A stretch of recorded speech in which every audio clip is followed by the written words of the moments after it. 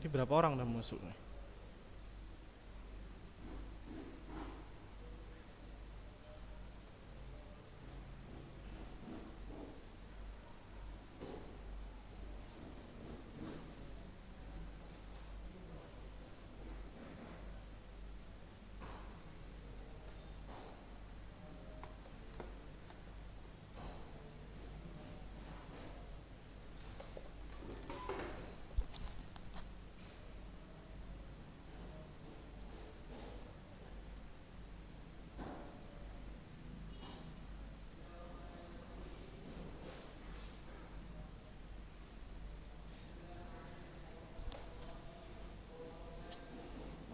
Bismillahirrahmanirrahim. Assalamualaikum warahmatullahi wabarakatuh. Innal hamdalillah nahmaduhu wa nasta'inuhu wa na'udzu billahi min sururi anfusina wa min sayyiati a'malina. May yahdihillahu fala mudhillalah wa may yudhlil fala hadiyalah. Wa asyhadu an la ilaha illallah wahdahu la syarikalah wa asyhadu anna Muhammadan abduhu wa rasuluh la nabiyya ba'da.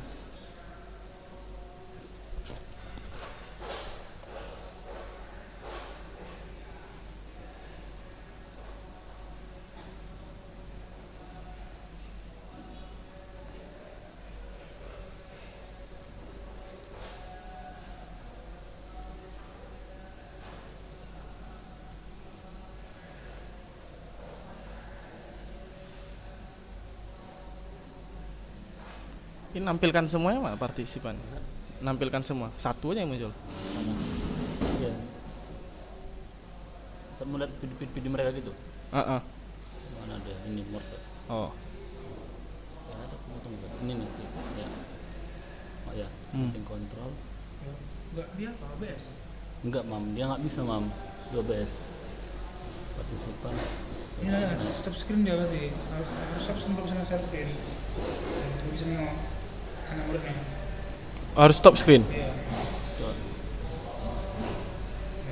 Oh, gitu. Bisa nih. Tapi apa dia murah? Apa? Nge-freeze dia, Mam. Nge-freeze. Jadi, Coba search. ana udah banyak panjang yang masih muncul langkah-langkah. Heeh. Masih munculnya di langkah-langkah. Sedangkan ana udah panjang kali. Di pas kapan? Di ini, jadi cuma suara ana yang nyampe ke orang itu. Sedangkan ana gambar ana sama apanya berhenti gitu di sana. Udah, Apa tadi? Jaringannya tuh, poinnya solo enggak? Apa dia? udah menit ke 24. Oh, udah dari awal sampai 24 menit. Setelah Pas usahanya lanjut pakai kapan yang ngomongnya? orang ini tadi komentar, Iya. Ustad, kok dari tadi kok gitu aja, Ustad? Katanya gitu. Gitu. Gimana itu coba? Begitu lah. Yang apa? OBS nggak diaktifkan ya? Oh, udah ya, udah aktif kan? Mana tadi? Apanya? Nomor kandang. Udah. Tayyib, Dulu buka kamera semua. Amar Damanik, Muhammad Abdullah, Jaki Sahidan diaktifkan kameranya. Bersat di sini aja nih. Heeh. Ini kan.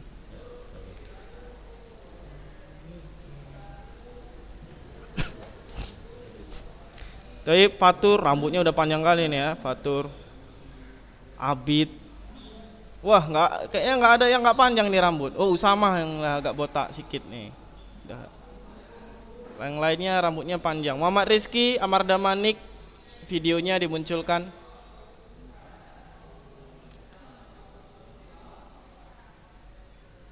Ini kalau Rabi'ah ini udah kayak santri-santri pondok pesantren ini, kumisnya tebal gitu ya. Tayyib, pembelajaran kita hari ini masih melanjutkan pada subbab pembelajaran yang lalu, yaitu tentang teks editorial. Pada subbab kali ini yakni menyusun teks editorial atau menulis teks editorial.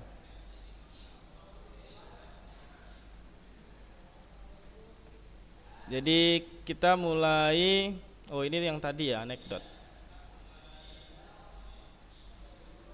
Kita hapus dulu. Menyusun teks editorial. Jadi ana harapkan apabila gambarnya tidak muncul gitu ya, tidak muncul di layar nanti, langsung diberi komentar. Soalnya tadi di kelas 10 sempat nge-freeze gitu ya. Jadi sampai sempat membeku begitu. Yang muncul hanya menyusun teks editorial saja, sedangkan materi sudah sampai kemana-mana gitu ya. Tapi yang di layar itu berhenti gitu. Jadi kalau sampai berhenti nanti langsung ngomong komentar ke Ana gitu. Langsung ngomong, Ustadz, materinya berhenti atau nge-freeze, tinggal seperti itu ya. Nah, langkah-langkah, jadi ketika menyusun teks editorial tentu kita membutuhkan langkah-langkah. Ana telah sebutkan kepada antum sekalian sebelumnya bahwasannya dalam proses menyusun teks semuanya tentunya membutuhkan topik gitu ya. Butuh yang namanya topik. Nah,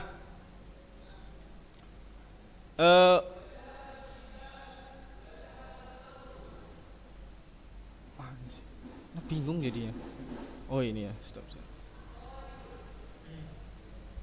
Ini yang muncul apa di sana? Soal gambarnya ini. Rabi'ah, yang di sana muncul apa?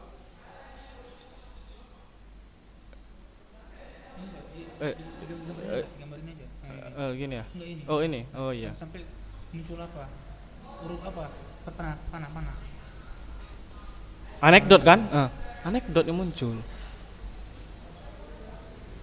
Berarti topiknya ya. Tadi aja lah. Nah, itu aja. Ini? Kalau ini Apa yang muncul? Oh berarti kalau masuk lagi ke sana dia anekdot jadinya. Ini teks editorial, langkah-langkah menyusun teks editorial. Sekarang nomor 1, muncul nomor satunya. Satu, misalnya tema gitu, muncul. Berarti kalau Ana stop screen nggak bisa dia.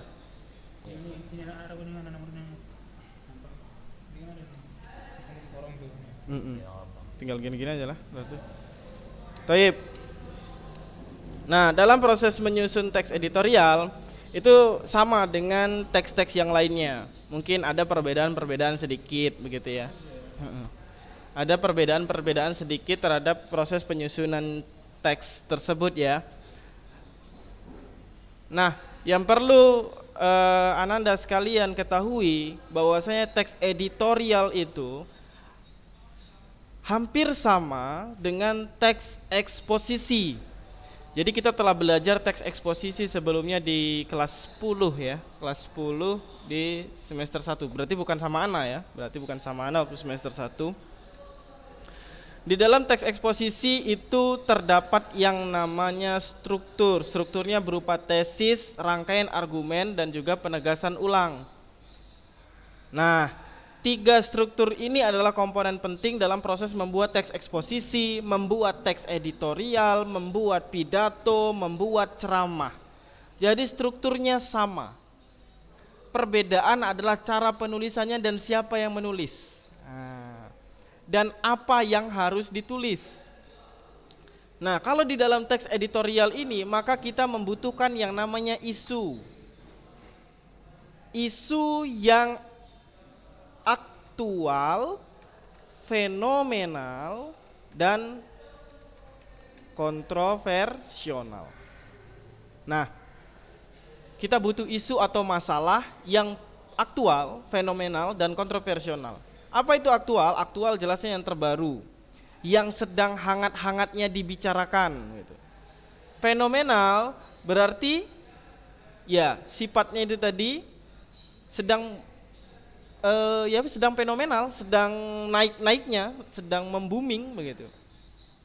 Kalau kontroversial pasti menyebabkan permasalahan-permasalahan yang sulit untuk diselesaikan. Nah, itu isu-isu yang diharapkan di dalam sebuah teks editorial. Dan siapa yang mencari isu ini? Tentunya redaktur atau redaksi yang memiliki koran. Ya, siapa tahu nanti kalian jadi jurnalistik, kemudian jadi redaksi atau redaktur di dalam sebuah perusahaan media massa begitu kan. Jadi inilah proses dalam penyusunan teks editorial. Biasanya teks editorial ini bisa dalam bentuk teks yang ada di media massa, juga biasanya muncul secara lisan gitu.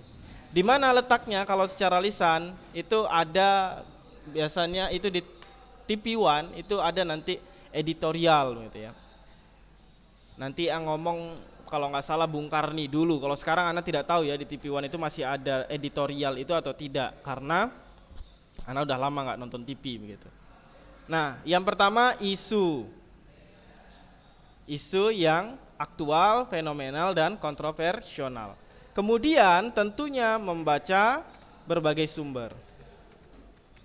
Nah, mengapa dibutuhkan membaca berbagai sumber? Karena kan kita butuh isu. Isunya apa saja? Isu yang sedang aktual, fenomenal, dan kontroversial saat ini.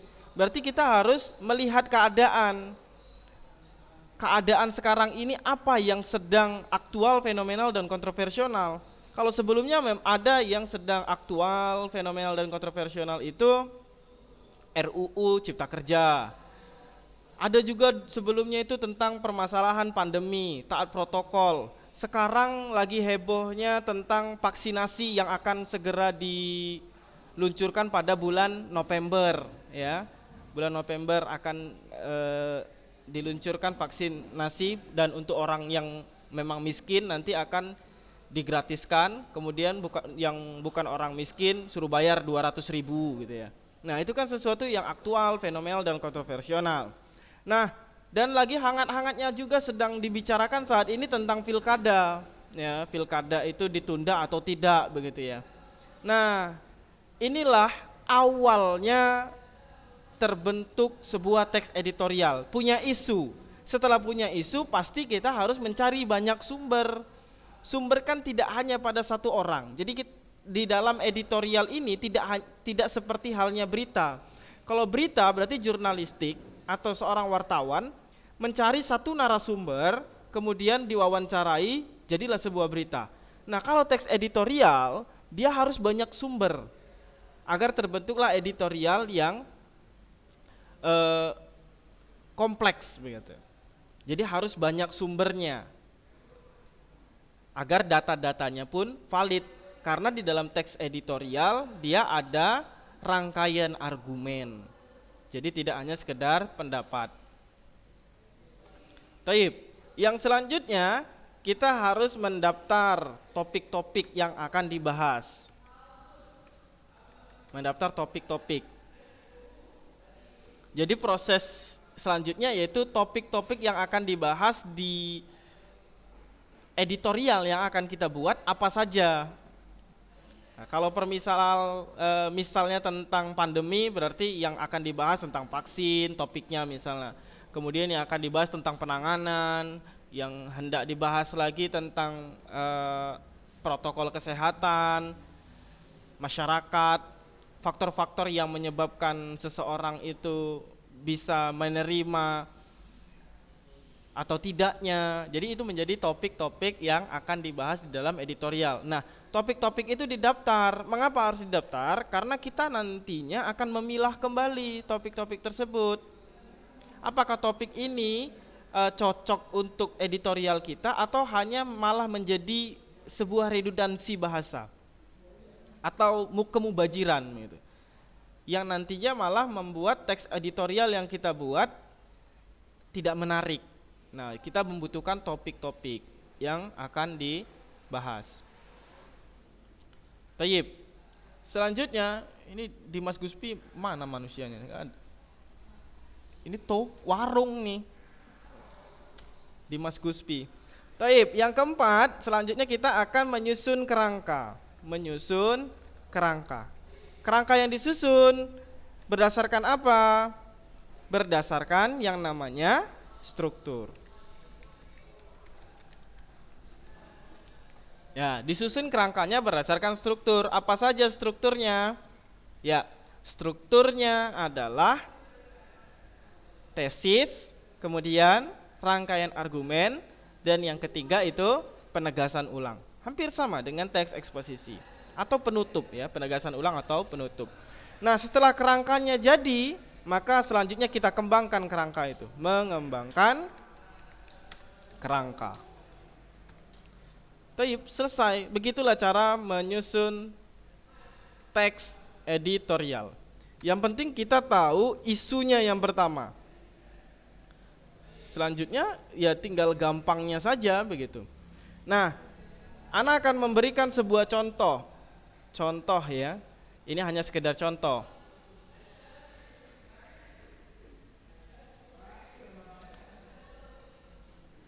Contoh cara menyusunnya. Nah, kita ambil tabel terlebih dahulu agar sesuai dengan strukturnya. Strukturnya ada 3. Jadi tabelnya kita buat 4. Kita buat aspek atau struktur ya. Kemudian isi. Hujaipi orangnya kemana ya?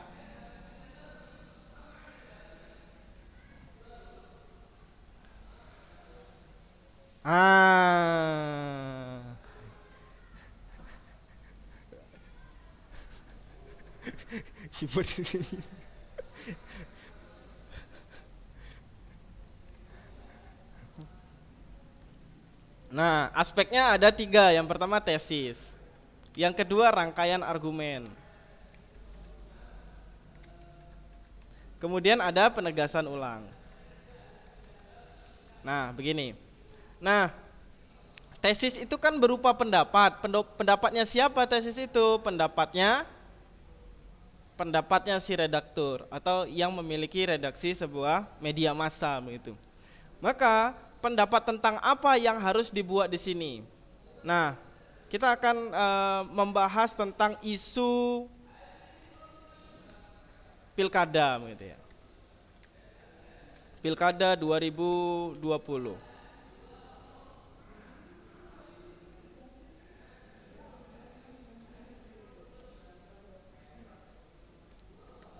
Isu tentang pilkada tahun 2020. Nah, kalau kita ngomongin pilkada tahun 2020 yang saat ini itu sedang maraknya pasti tentang penundaan.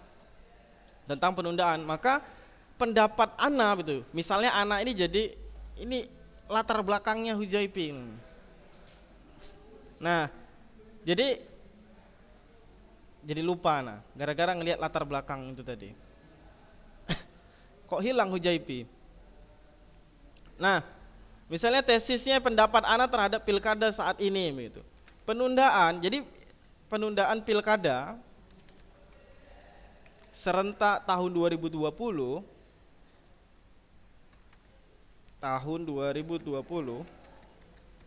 semakin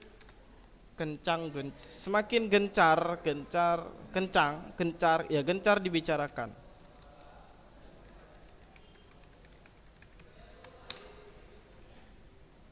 Ini kan pendapat Ana kan, penundaan pilkada serentak tahun 2020 semakin gencar dibicarakan. Ya bisa jadi fakta, bisa jadi tidak. Gitu kan? Karena masih tesis, masih pendapat. Nanti faktanya jelasnya dimunculkan di argumen gitu. Kemudian ini atas kekhawatiran gitu ya.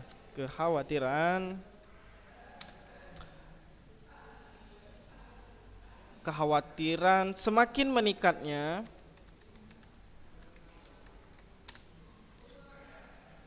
kasus penyebaran virus corona.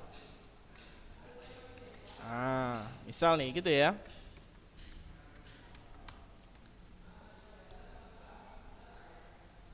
Ini pendapat Ana, penundaan pilkada serentak tahun 2020 semakin gencar dibicarakan. Mengapa kok gencar dibicarakan? Karena khawatir akan semakin meningkat kasus penyebaran virus corona apabila pilkada tetap dilaksanakan. Ini masih pendapat Ana, begitu ya. Nah, masuklah rangkaian argumen. Rangkaian argumennya apa? Ya, saat ini yang berita sebelumnya, kita harus melihat dari berita-berita sebelumnya ya untuk membuat teks editorial ini gitu. Seperti masyarakat gitu ya. Masyarakat itu banyak masyarakat dari kalangan mahasiswa atau elit-elit tertentu itu membuat petisi secara daring atau secara online di Google gitu ya, melalui Google untuk mendorong saling bahu membahu di petisi itu untuk mendorong penundaan penyelenggaraan pilkada pada tahun 2020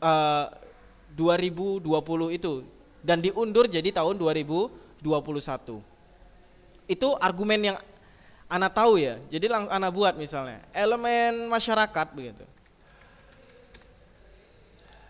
Elemen masyarakat sipil bahkan telah menggelar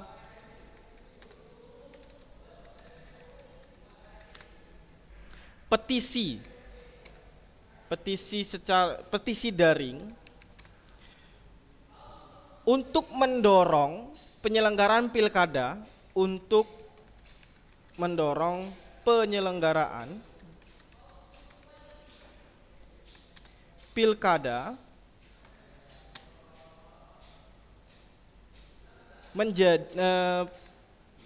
pada tahun 2021.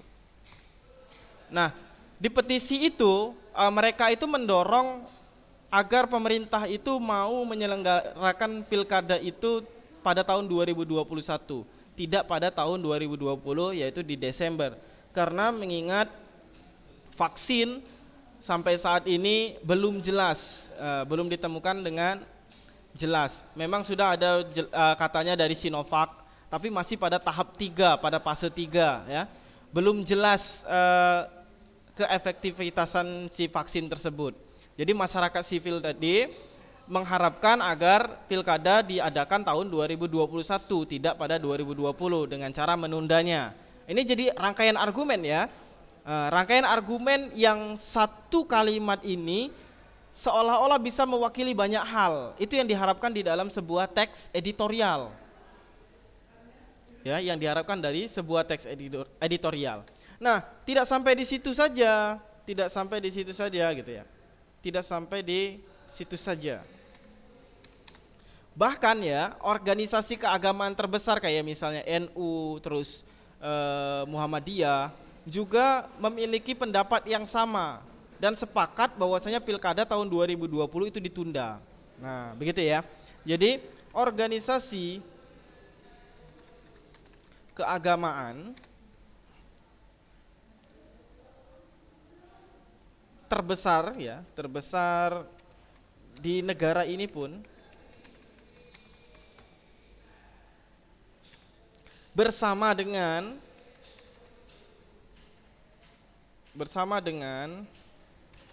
tokoh dan elit lembaga legislatif gitu ya,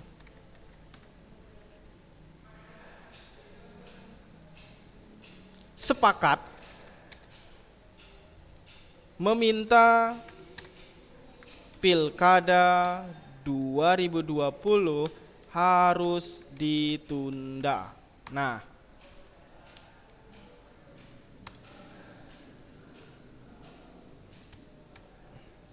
di sini jelaskan, tidak sampai di situ saja begitu ya. Tidak sampai di situ saja. Organisasi keagamaan terbesar di negara ini pun bersama dengan tokoh dan elit lembaga legislatif sepakat gitu ya. Ini meminta pilkada 2020 harus ditunda. Nah, jadi di sini disebutkan bahwasannya ada lembaga-lembaga tersebut juga menginginkan bahwasannya pilkada tahun 2020 ditunda saja gitu. Jadi tidak hanya pada kalangan-kalangan masyarakat sipil gitu. Meskipun data yang diperoleh ini tidak mewakili seluruh masyarakat yang ada di Indonesia. Kalau kita mau bicara tentang masyarakat yang di Indonesia ya seperti peduli amat begitu ya, peduli amat terhadap virus corona ini ya. Hampir masyarakat Indonesia sekarang sudah tidak peduli terhadap virus ini.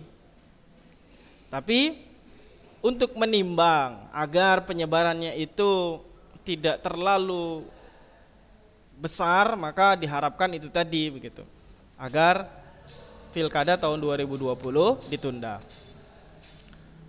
Nah, Ada aspek-aspek yang lainnya yang mendukung rangkaian argumen dari tesis yang telah kita buat. Semisal gitu, pemerintah telah memutuskan pilkada serentak harus tetap dilaksanakan sebagaimana yang telah dirapatkan begitu ya. Dirapatkan oleh 3 lembaga waktu itu, DPR RI, terus Kementerian Dalam Negeri dan juga KPU begitu. Jadi pemerintah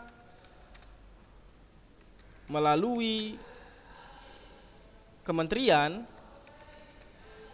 Dalam Negeri gitu ya, terus KPU, terus DPR RI